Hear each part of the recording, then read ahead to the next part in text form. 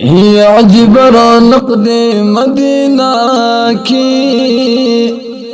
هي رحمت را بریگی پروزا کی، هي پرشتے دا ہزارنو پتا داد کی، او دا محبوب سلام کوي هر لمحه کی، هي خپل جانان ته د جالي سرو کی ګورا، هي درې قبرونه د اعلی د مجنګلا کی، نو غلافنا اوپر دی پی را خورید نو او دال دی نشی پہسیو طریق کی، یړم بی قبر د حضرت رسول الله دی، یکړی آرام دای شیمون په حجره کې، یا ور سره دویمو صدیق دریم عمر دنو، او چې له هر چا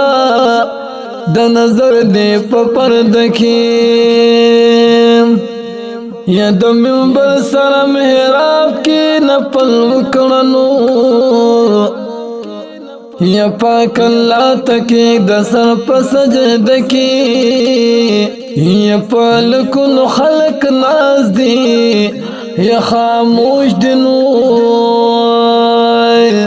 او باغ شروع شو د بلال زال خان کې،